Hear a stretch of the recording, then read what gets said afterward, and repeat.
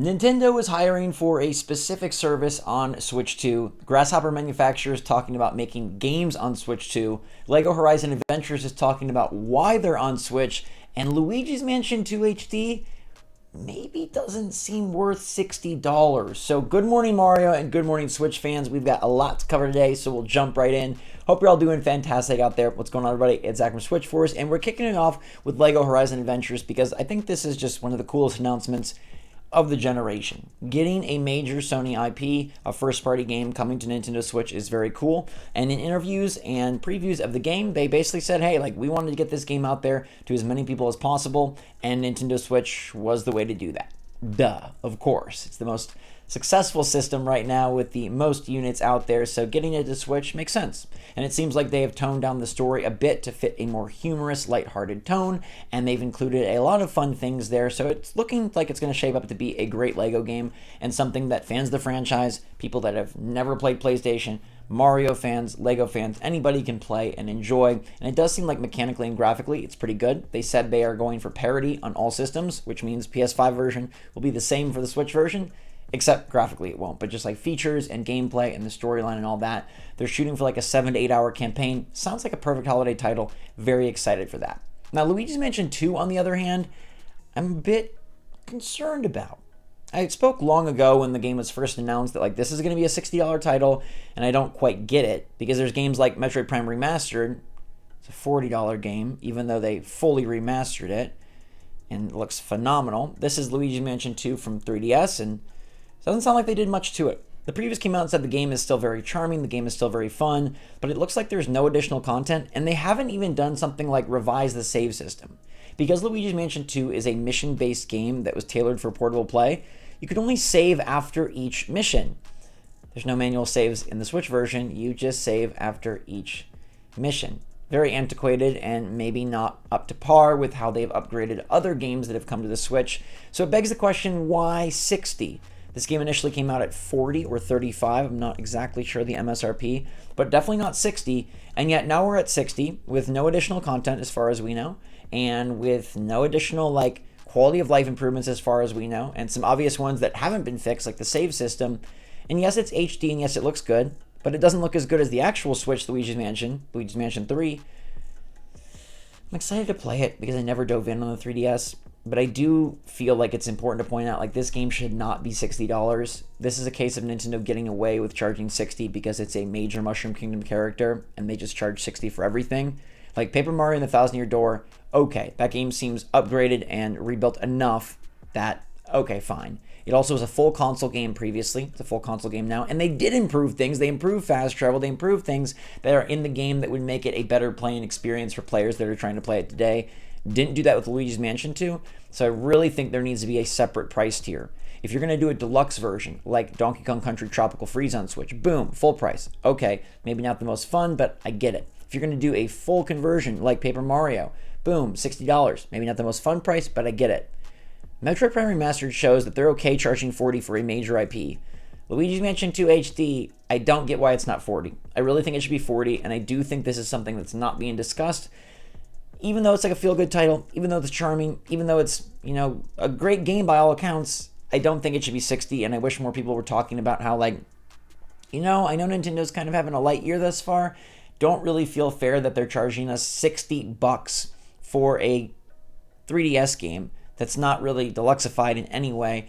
Maybe $50, $40 would be the ideal price point, and that would still be more than the MSRP of where we played it initially. I would honestly be totally okay with $50. I would not be having this conversation with you. But $60 just feels egregious. Let me know if you think $60 is too much for Luigi's Mansion 2 HD. Now that you know the previews are positive, but they haven't added anything, and they haven't improved the user experience. They haven't even modified the save system. Feels like a pretty quick and dirty port that might look nice, but I don't think it looks nice enough to justify the full retail price. What do you think?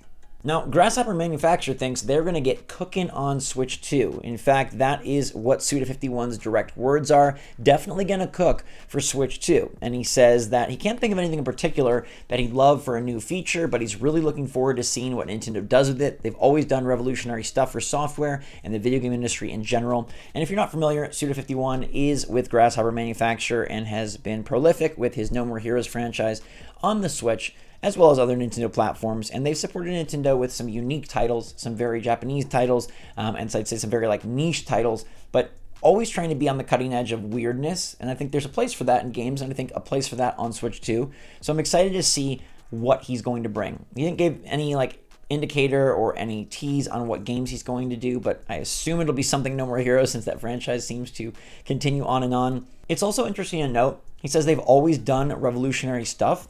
I don't think anybody expects the Switch 2 to be revolutionary in any way. Like, yes, it'll be revolutionary that we have a Nintendo system that has graphical greatness and can get games from, multi-platform titles, but that's not revolutionary to me in the way that many of the past Nintendo consoles have been. Whether we're talking about motion control or a tablet controller or a hybrid portable, like Nintendo's really been firing on this sort of unique, diverse, different ideology lately. And by all accounts, our expectations of the Switch 2 are merely an iteration. Will there be something revolutionary in the Switch 2? And I do think upon reveal, as we get closer and closer to that moment, what will they do to set this apart? Will Nintendo just take the PlayStation philosophy and go with a Switch 2 that is just a stronger Switch 1?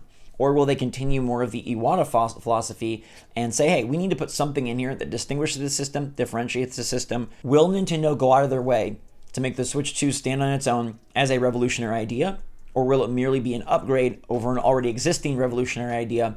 Either would honestly be fine. Like, I won't be mad if Nintendo just continues the Switch train, but better, more. Like, that seems like a great Switch to me. It's what I'm expecting and looking forward to. But I have this sneaking suspicion that they're going to include something in there that's a curveball, something that we can't quite predict, something that's a bit odd, even if it's just with the controllers or the way the screen works, the UI, I don't know. But I do know that the online system is going to remain consistent and in contact. And as much as people have issues with Nintendo's online over the years, I think they've established a pretty good foundation this generation. Right now, Nintendo is hiring a bunch of new positions specifically for Switch Online. Front-end engineer for Nintendo Switch Online, back-end engineer for Nintendo Switch Online, director and planner for Nintendo Switch Online, game software development technical coordinator. And it's interesting to note that they're hiring this late in the Switch lifecycle, which clearly indicates that this service is going to be the same across systems. We know that Nintendo has already promised that their Nintendo accounts would transfer and that they were eager to keep that going and keep players attached to their profiles and make sure that they maintain consistency as they move to the next generation. My question is, how are you going to upgrade it? Hopefully these front-end, back-end directors and planners are all about improving the eShop. That to me is the most significant area of improvement that Nintendo needs to seek out for Nintendo Switch Online. That eShop feels very archaic and it's very slow and cumbersome. I think the online multiplayer has improved definitely this generation. DLC has improved this generation. Free game trials have improved. There's still ways to go, and there's still things that they could, decide on to move in an upward trajectory. Themes, please. But I really think the biggest change needs to be the eShop. And honestly, a revised UI and a revised eShop for the Switch 2, that alone will help distinguish it. I think it'd be very silly and borderline foolish to run the exact same eShop interface, the exact same online interface, and the exact same home screen interface. Because then even if the specs are different, even if the doohickeys are different, even if the Joy-Con are magnetic, doesn't really look like a different experience. And as much as it might be superficial, that's something that does really help distinguish different console generations, and it's something like you identify with that console, like the wavy bar, the cross-media bar with the PS3, or the way the PS4 sounded, or the GameCube startup sound, or the Wii menu screen feeling like you're picking out pills out of a weekly pill container. I think they need to do something maybe not dramatically different, but substantially different enough that it is easy to tell, okay, this is Switch 1, this is Switch 2. Themes can definitely be a part of it. A much more fluid eShop experience can definitely be part of it. And hopefully Nintendo's hiring all of this to make that happen. They probably already are well on the way to making that happen. And I honestly can't wait to see. I think this is Nintendo's chance to just really expand upon their greatest generation ever. They've made significant strides to be more like the rest of them, while still maintaining their independence in a lot of the important ways, but having a successful online interface, having like free downloads, having this online nostalgic service that's sort of Netflixy, but not quite. Like, how can they take these things to the next level?